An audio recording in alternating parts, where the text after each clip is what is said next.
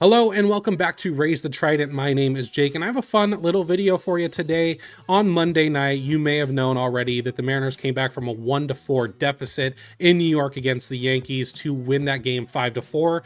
And one person that was there that I really wanted to talk to you about it was none other than Dalton from Jomboy Media. So I sat down with him today to talk about that comeback victory and what it was like seeing that live. I also talked to him about his general thoughts about the Mariners, where he thinks they're going to end up in the AL West race.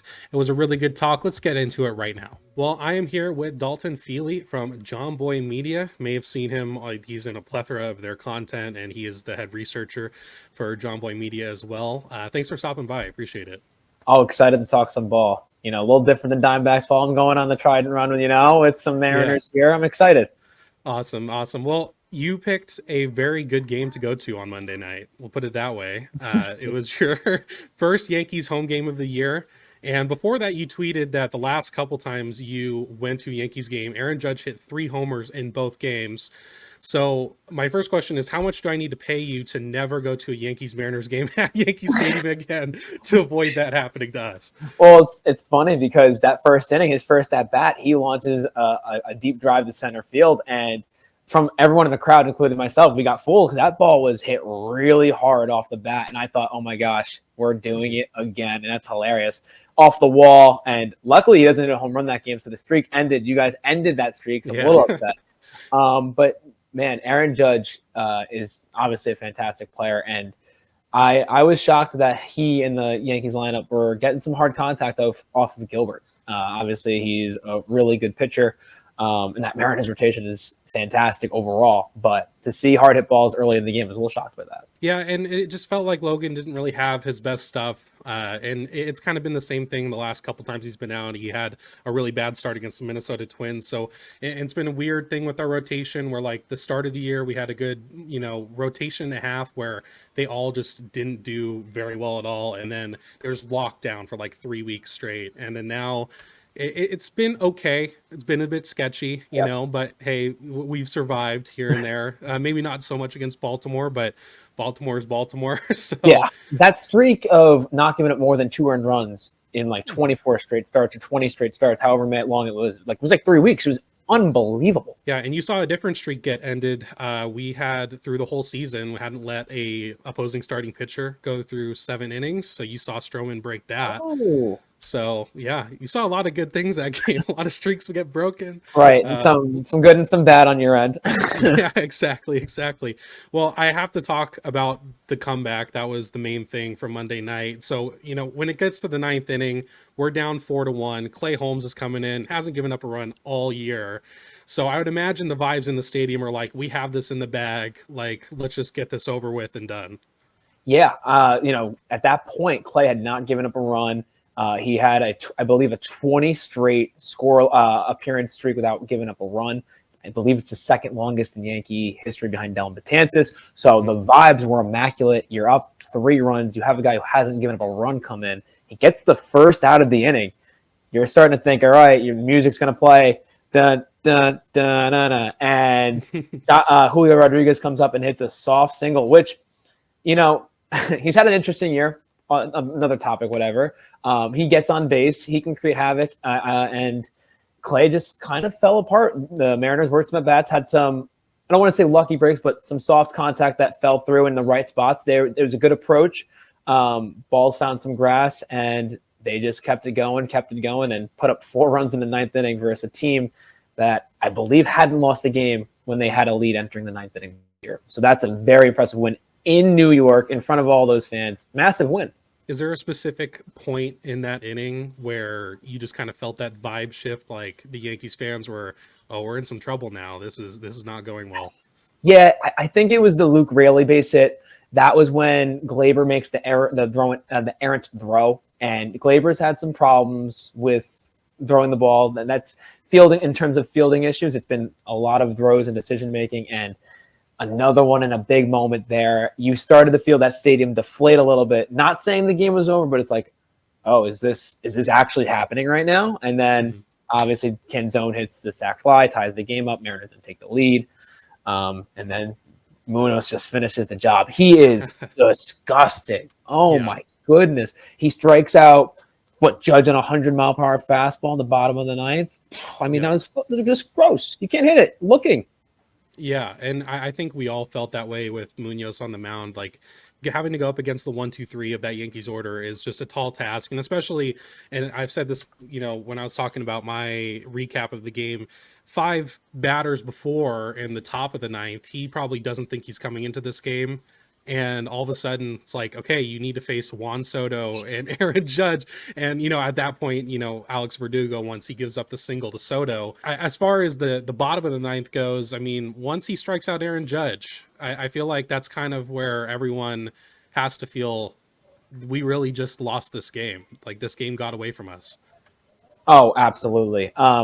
When the lead was lost, it's entering the bottom ninth.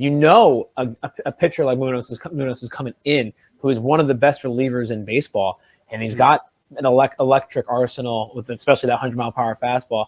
There is worrisome, and when you strike out Judge, who has a chance to potentially win the game, and that's not a guy you want to face to be a potential game-winning run at the plate in the bottom of the ninth inning, and he strikes you out, that's a huge deflation in the stadium. Even my friends turn to me and they're like, "Oh, bleep," because that felt like it was the game at that point. Yeah, was it a pretty rough time coming back into the office the next day with all the Yankees fans that are in that Jomboy office, and after that loss, I can't imagine. It was very energetic. So it's funny. It was known last year, the 2 games I went to, Judge had hit 3 home runs, and they knew this was going to be my first game going back to the stadium since then.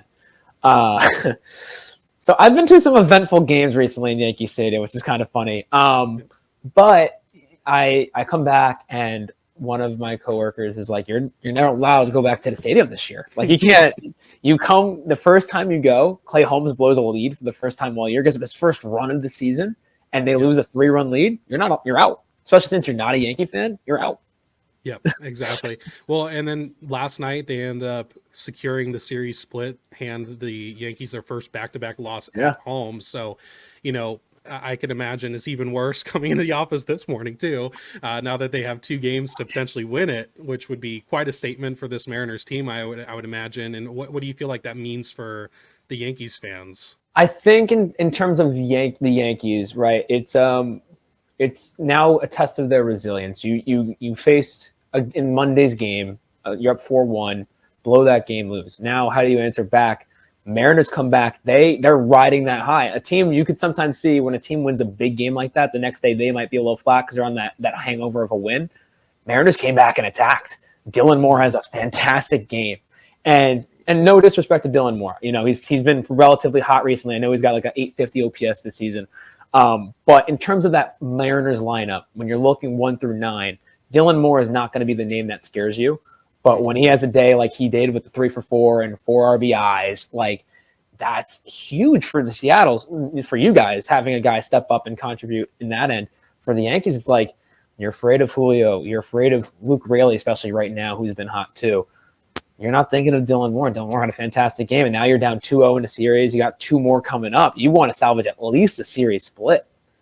Yep. Yeah, and so with you working at Jomboy Media, I mean, you guys have to pay attention to every team that there is.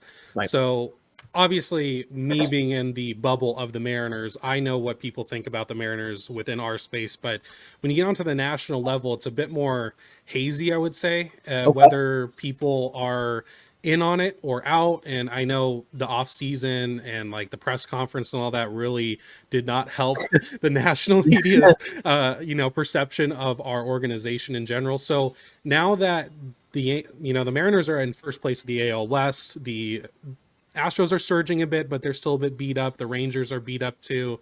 What is the perception now about the Seattle Mariners in at least your office? I know you can't speak for like MLB Network or anything like that, but just in your guys' place there.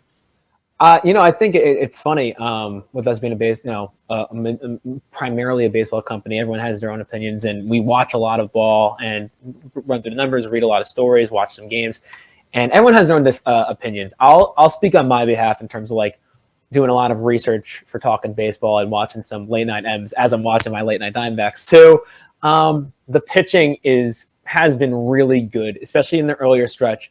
When you have guys like Logan Gilbert, when you have guys like a George Kirby, when they're on Luis Castillo, And then you have Brian Wu, who just comes back and looks dominant on Tuesday's outing. You have a potential up and coming guy in Emerson Hancock. If he were to click, there's a lot of arms to, your eyes open a little bit. You're like, wow, this is a team you don't want to face their 1 through 3 in the rotation come playoff time. If they get there, knock on wood, don't want to jinx it. Sorry. But then they have guys with deeper in the rotation. If something were to happen, hypothetically, there's less concern where there are other teams. The rotation is a huge question mark in terms of depth, and the Mariners have it. So that is something you can't have enough pitching, and that's for sure what the Mariners have. My worry about them is, can the lineup bring some more thump and be more consistent? Julio has scared me a little bit to start the year, and I know he's a second half guy. He did this last year too, maybe not to the extent of how he started in terms of power, but I would like to see him, have a little bit more thump in his bat, add to that home run total, bring his OPS back up. Mitch Garver, same thing. But you've had guys contribute that you maybe didn't think would to this level. Josh Rojas has played fantastic. Dylan Morris played, relatively well for his role when JP was out. I know JP just came back this series. And then the bullpen. The last thing I'll touch on is the bullpen, because obviously you have a couple of good arms. Couple injuries too, and especially in the high leverage situations.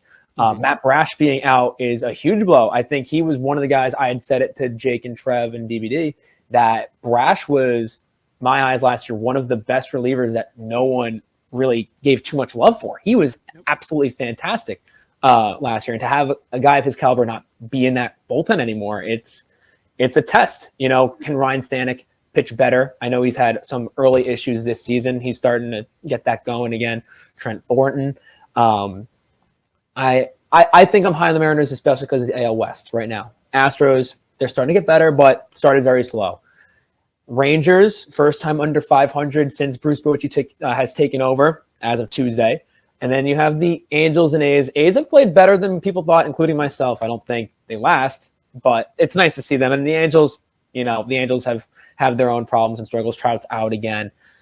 So in terms of the AL West the standings and looking at it, I feel confident in the Mariners right now. I need the lineup to prove a little bit more, but the pitching, bullpen, rotation, fantastic. Yeah, so I guess that leads into my next question is, if you were to put a prediction down for the AL West, because it's going to be a 3-team race. The Athletics aren't going to be in it, even though they're playing well.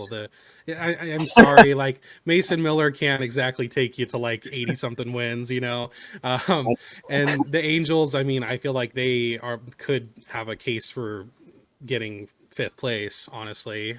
So as far as that goes, it's a 3-team race. Astros, Rangers, Mariners. If you were to put a prediction down, where do you think it's going to end up at the end of the season? The scary part for me is one of the reasons why the Astros and Rangers aren't good are due to pitching injuries, which again was a huge positive for you guys. You guys have depth. Their depth has been tested, and some of it's been okay. Some of it hasn't been nearly as good. Looking forward, man, that's tough putting me on the spot. I've been a Mariners truther for a while, and this year preseason, I think I stepped away and didn't take them to win the division. I think I went with Astros over them. Now, if Julio bounces back, I don't want to put like a star on this, but if Julio is Julio, I think the Mariners will win 92, 93 games, and I think that might be enough to win the division if it's similar to last year where it's like a 3-team race. I think one of, if not both of the Rangers and Astros will be a wild card team again, especially the Rangers rotation. They have an all-star rotation in the IL, and if those guys come back and they're close to form, if not back to what they're supposed to be, that rotation can be very good, but it's questionable. We don't know what Scherzer has if he comes back. DeGrom, Tyler Mahle, Cody Bradford's out. Like, there's so many guys on that IL. And as for the Astros, again, pitching. It's Tucker, Alvarez, Altuve. They have the bats still, Yainer, but can the pitching come back to form? That's huge for sure. Mariners, Astros, Rangers. Nice. I like it. Of course I like it. But so to end this off, last year you went to the All-Star game in Seattle. So just kind of what was your, I guess, whole experience in Seattle and T-Mobile Park? Just kind of what was your honest review of us hosting y'all for the All-Star game there? I'll speak on behalf of the some of the guys there. I was here doing some stuff, talk baseball, working remote from the office, not from the All-Star game. So on their behalf, they said it was one of the best experiences. They had an event, a live event taking place during the All-Star game too, which they had a lot of baseball people who like trivia, baseball today, talk baseball, come out.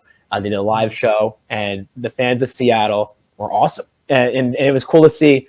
A lot of fans were Seattle Mariners fans because, you know, All-Star games in Seattle makes a lot of sense. But it was cool to see at an event in Seattle, there's also fans who were at the All-Star game who wanted to come and see this event. So, which was very cool to see. In terms of the stadium itself, it's on my bucket list. I think it's a top 3 place where I want to go. Atlanta being another one, and Dodger Stadium on that list too, to parks I want to go to. The experience I think was fantastic, and it's a little off topic to what you asked, but I do want to say on my personal Twitter, in terms of I think fans that I interact with or who I follow, I think Mariners are like second or third. It's Diamondbacks and Yankees for obvious reasons. I think it's like Mariners and Braves that I talk to, which is cool. So I'll always give some love to the Mariners. There's going to be no hate from me unless they beat the Diamondbacks. Again. Of course. Well, I appreciate you stopping by the channel. It means a lot for me to take out some of your time for your busy schedule to come on here and talk some ball. So hopefully I can have you on at some point later on in the season. Oh, of course, man. Always, especially if they're riding hot or riding cold. If you need me to break a streak of some sorts, let me know. Okay. I can be your guy. Sounds good. Awesome. That's going to be it for me today. I appreciate Dalton for coming by. You should go give him a follow on Twitter at Dalton Feely. Really good dude. Appreciate him for taking the time out of his busy schedule to talk to me about some Mariners baseball. If you're new to the channel, it helps me out a lot. You can subscribe to, it is free. And comment down below anyone else that you think I should talk to about the Mariners and get their thoughts on. I would love to hear from you. That's going to be it for me in this one. I will see you in the next.